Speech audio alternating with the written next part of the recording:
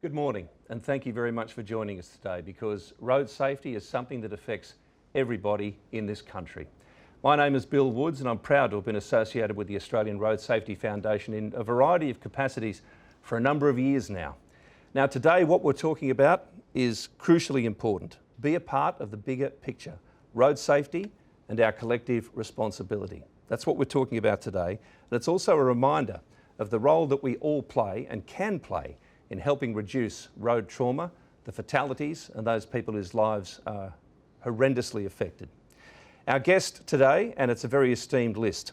We start with Russell White, the founder and CEO of the Australian Road Safety Foundation and a leading expert on road safety. Russell, thanks for joining us, mate. Pleasure, Bill. Katie Dokmanovic has been working in the education space, and there's a very good reason and tragic reason for that. Her son Nicholas, at the age of 18, was killed in a road crash. He was a passenger. Thank you, Katie, for joining us today. Matt Pearson, the Executive General Manager of Suncorp. Matt, thank you for hosting us today, and thank you very much for your support for the Australian Road Safety Foundation. We truly appreciate it. Pleasure. Superintendent Julie Boon represents the New South Wales Police Force. Superintendent Boon is in command of one of the 4 highway patrol commands in New South Wales. And Julie, we know you are very much an advocate of road safety, and we very much appreciate your support today. Thank you. Thanks. Firstly, we'll talk to Russell White, because Russell knows the statistics. I think we all know the statistics. They're unavoidable. And Russell, the numbers, particularly this year, are not good for road safety. No, it's not, Bill, and unfortunately we've seen a trajectory upwards for the last 3 years, unfortunately, with an 8% increase in road fatalities just from last year alone. So that already sends us a severe warning about more work needs to be done. I mean, just in New South Wales alone, to date, 122 lives have been lost, and that's a 14% increase just on last year. So I think in any other industry, when we're seeing those sorts of increases, I mean, it should be cause for massive alarm, and we should be outraged by those figures. So when we're seeing a trajectory like that, and in some cases, we're seeing an 8% increase, as I said, nationally, something's fundamentally changed in recent times. Now, whether that's a COVID situation, whether it's, my personal view is I think it's a change in the way people view risk, how they view personal responsibility, and I think also, I guess, that level of compliance of just looking out for one another. So to me, I think there's a fundamental change that's happened. We still obviously need to continue with better roads, better enforcement, better vehicles. All those things we know have improved our road safety stats from nearly 4,000 people a year dying way back in 1970 to around about that 1,200 amount now. But those gains we used to get just simply aren't providing the returns that we would expect in terms of road trauma reduction. And I think the time really has come now to fully engage the community to understand that the keys to road safety are literally in our hands. Katie, bad behaviour on the roads obviously irritates most of us. In your case, after the horrendous effect on your family, how do you feel about it? Look, Bill, honestly, every time I look at a social media post or I hear something on the news, I'm sick to the stomach. It takes me back to the day that I had that knock on the door of the police saying that your son was killed. There is no social responsibility now. People don't have that level of awareness, and they're very selfish out there. The statistics are alarming. 8% increase is horrific, and behind every one of those people is a family like mine. And there's friends, there's loved ones, there's teachers, there's so many people that are impacted by this loss. You can't wrap it up. You can't put a number on how affected people are, and the lifelong effects that this has on the families. Everything is horrendous. Superintendent Boon, as a first responder, how have you seen the change in behaviour over the years? Bill, back in the early 90s, I was a crash investigator, so going from that to now being in the Highway Patrol, obviously I've seen a lot of changes over the years. I agree that selfish behaviour on the roads has a big impact. Community attitudes have also changed. If this many people were murdered, there would be a complete outrage, and with the increase of numbers, that we need to do something more about it. Matt Pearson, you have teams of people dealing with all aspects of road trauma. How have you seen the change over the years? Well, our teams see this every day, the impact on the individuals, their families and communities. It actually drags on well past the crash itself, the impact that has. And we actually see a lot of these fatalities as being avoidable, and it does come back to individual choices, individual behaviours, around the basic things around such as speed, taking rest breaks, not using your phone, driving to conditions. So it's quite puzzling, the stats, and it's frustrating that it is something we can all do something about. I think what is particularly sad is that the majority of fatalities happen in regional areas, and that the increase in the stats since COVID is alarming and puzzling. Russell, we've talked on radio about this on a number of occasions, particularly when we have a bad sequence of road trauma events, and people keep saying to us, you'll never be fatality free, but can you explain what you mean by Fatality Free Friday? Well, Bill, I guess it's a course we can hopefully charter to create a future that is fatality free. I mean, when we first started this campaign, it was part of the first United Nations Global Road Safety Week in 2007, and we were trying to have a single day of focus, like we've seen for other things, whether that's environmental, health or whatever. But it firmly entrenched in my view that if the community felt like they had some involvement or some control or some influence on this result, that I think if that ownership sat with them, then massive change was possible. And so it was about saying, and unfortunately every Friday, between 5 and 6 Australians lose their lives on our roads. And it was to try and change that with the view that if we could have one Fatality-Free Friday, it starts to have a broader conversation. We can have more fatality-free days, and then ultimately, fatality-free every single day, which is what we're really aiming for. But I think, as I said in the introduction, the chances of us doing that will be very difficult unless the community get that sense of ownership. The police can't do it in isolation. The government can't do it. They're key stakeholders for sure, but we need the community to get that. So it's about setting a different narrative, thinking more about the risks that are involved of being involved in a crash, rather than just the risk of getting caught doing the wrong thing. It's what that choice is. And our view was, if we could change, again, one person at a time, that we could eventually get enough people on the ground to have that philosophical change. So it's a massive job, there's no doubt about that, and the work we do at the Foundation every day is about trying to set up that narrative change and like I said, put the keys to road safety into each one of our hands. No matter how we're using the road, whether we're a pedestrian, a cyclist, a driver, no matter how much experience you've got, you can always be a little bit better, and there's always room for improvement. Matt, what role can the insurer play in supporting these initiatives?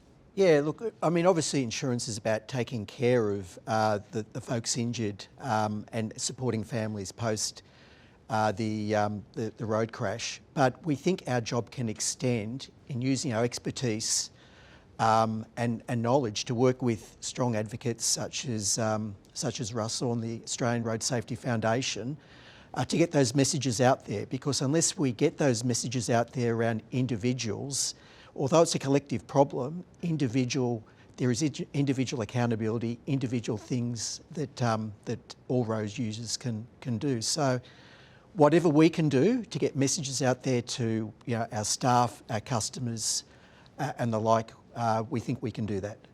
And Julie, the interesting thing is, regarding those messages Matt talks about, the statistics show from the Foundation, 8 in 10 Australians change their behaviour after seeing a road safety campaign message.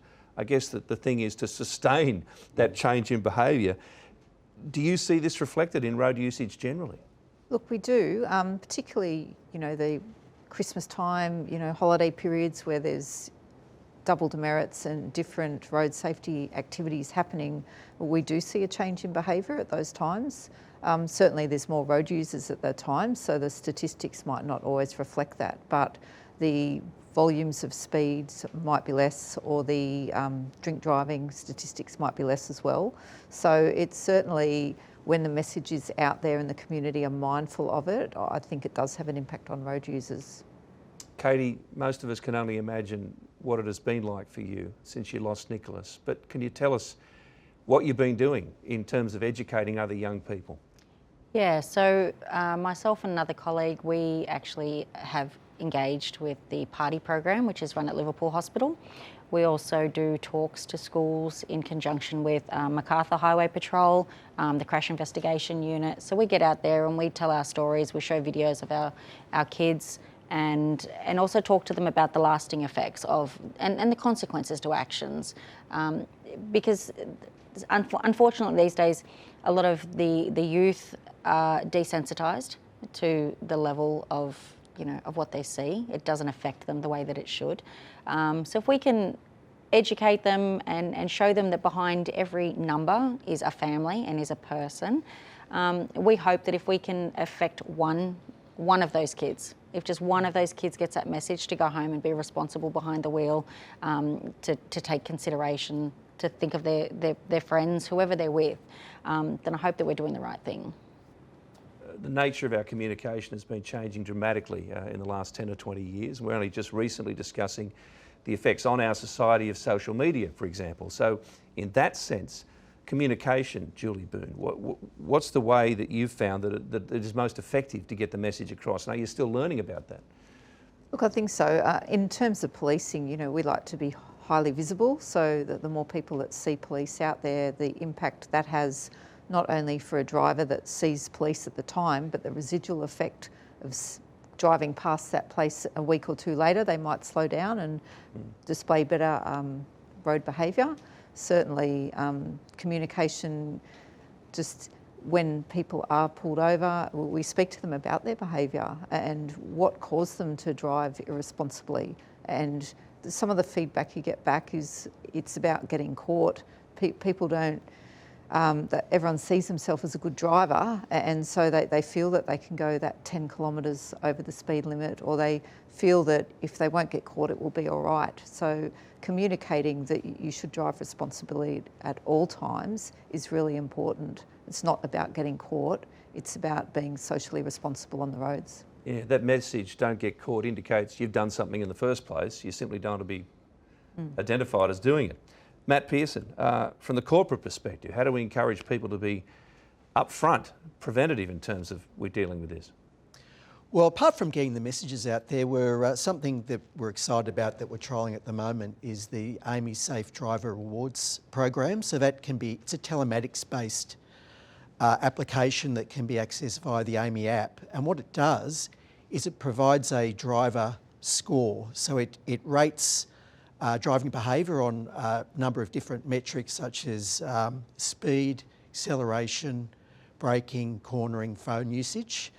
And on the basis of that score and some gamification, it gives feedback to drivers, tips to drivers, and ultimately rewards for good driving behaviour.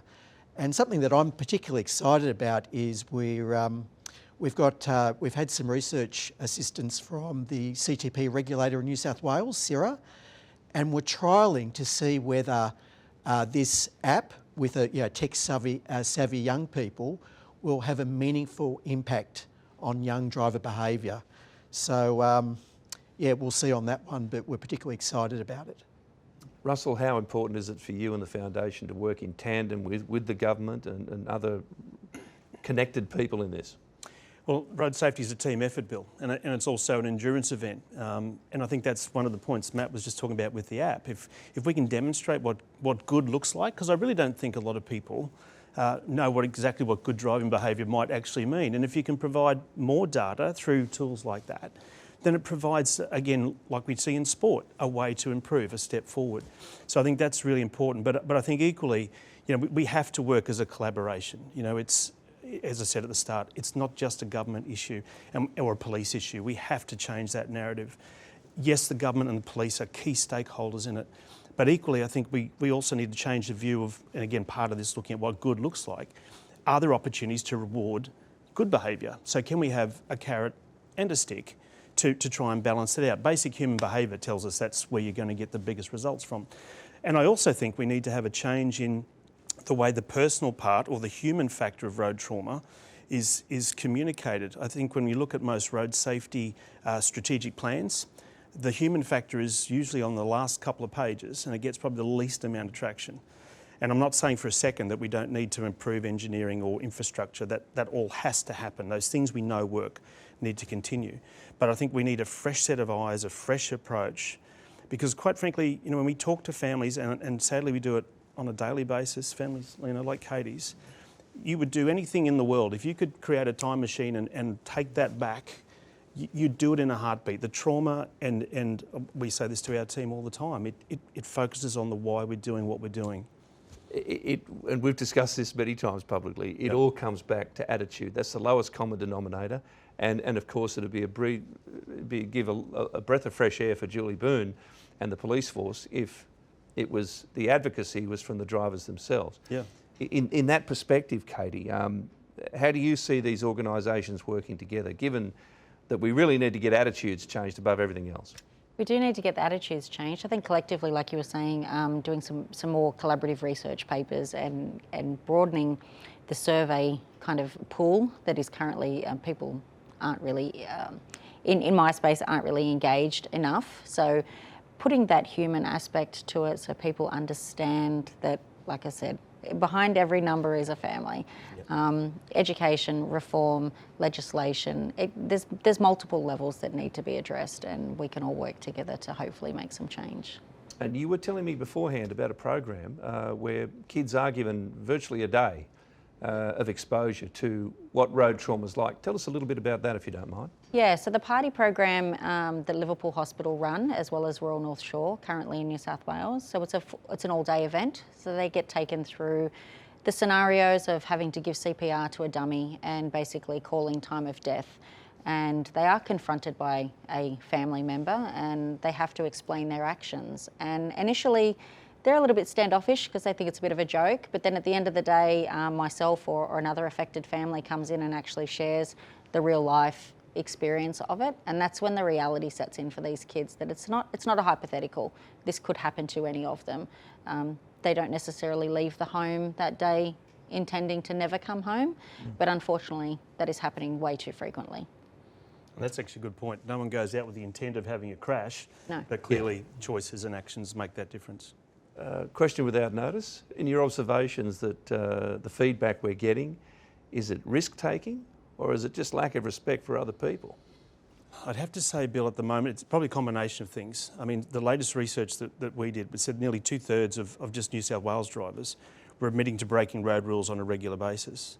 And I think anecdotally, and I'm sure the police could say the same thing, we're seeing a reduction in the level of respect, the level of sort of tolerance, and just that community sharing around road trauma or around being safe on the road. One thing I've noticed particularly is there seems to be a lot of people in the far right lane on a freeway, see their exit coming up, no indicator, but last minute across all 4 lanes, instead of taking the medicine and going, well, I've missed my exit, go to the next one, they'll put themselves at risk and other people at risk by a last minute manoeuvre because it's, in their mind, it's more important I just get to where I'm going, let alone the consequence of what might happen. So I think, again, we have seen a fundamental change in culture and since COVID. And we've got to remember too, the road is also a melting pot for social views, for some of the youth crime things we're seeing nationally. That all manifests on the road as well. So it's a challenging space because we've got so many things that are occurring in that one spot. And I think that's where the challenge is. It is, as we were saying before, it's an endurance event. You need the community, you need the corporate partners that we're very fortunate to have, the government, police, the research. It's an ongoing thing. And Julie, I know you're very often, unfortunately, dealing with the effect, not the cause, and the cause is not always easy to find. But when it comes to attitudinal things, the recklessness, the aggression, but also the lack of focus, people who take a very casual approach to driving, as if it's just something that gets you from A to B and I don't have to concentrate on this too much. I'll make some text messages while I'm driving, all those things. Still out there, and what do you see more than perhaps other trends? Oh, absolutely, that's still out there, and yeah, it's interesting, different pockets in New South Wales, people just feel that that's okay. It's interesting to see exactly what's out there, but social responsibility I think is a huge factor, but people they're worried about themselves, not about anyone else on the roads. So people just choose their own adventure really, and aren't paying attention. Unfortunately, a lot of different reasons, basically. Russell, let's look at What are the key steps or innovations we can work on to perhaps get these changes made and work towards fatality free? Well, there's probably a few things, as I said before, the things we know work, we need to keep doing.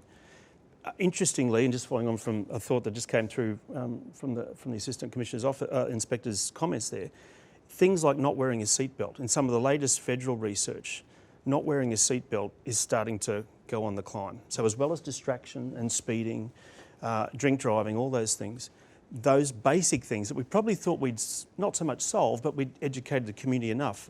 There's a whole new generation of people that are choosing not to wear a seatbelt. So I think we need to not take our foot, so to speak, off the throttle in terms of those traditional messages, but equally I think we need to look more at education. How are we preparing people as young road users? So I've got a massive belief that if we have programs from prep through to year 9, spaced education for being a road user, not so much a driver, but a road user. I think we can then also focus on what the corporate world's doing in terms of work-related road safety. We've got to remember that nearly half of the deaths and injuries in the workforce are the result of a vehicle incident, so I think we need work there. And then I think we also need to then look at, again, how do we get the community ownership?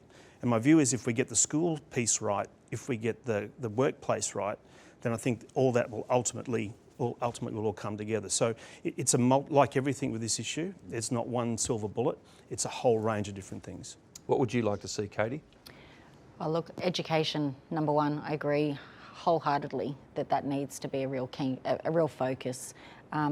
Legislative change, I think is a massive thing. Consequences, and actually the consequences for fitting the crime, I think is paramount. I think a lot of these people don't care, because when they get to court, nothing happens. So that's a personal view of mine. But besides that, education and I guess displaying that behaviour as a parent. If you're driving your car and you're teaching your child, the licensing thing, I think there needs to be some mandatory driver training that happens, even if it's advanced driver training, which goes back to the AMI safe driving thing. Once you've done these courses, it helps to bring your insurance premiums and things down as well, because you can prove that you are a safe driver. That's just what I was about to suggest to Matt Pearson, actually. Matt, your thoughts on this? Look, I think awareness and education, you need the awareness to start with. I think around not just, it's about what you can do as an individual, but I think what resonates is those lasting impacts post the crash that linger for years and change people's lives. I think that's important.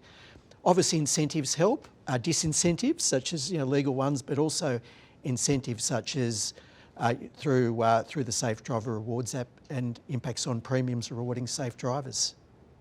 Julie. It's interesting. So while everyone's talking, I'm thinking about what's happening on local roads, and as I think Russell said earlier, a lot of crashes are occurring local people on local roads. People's perception is often that it's young kids that are out causing crashes, but the age of people being involved in fatalities is rising. So as Katie was alluding to, education's really important, but it shouldn't just be in schools. We need to be educating every driver on the road, whether they're 16, 17 or whether they're 85. And when's a good time to hand your licence back in? Yeah. There's a whole range of things.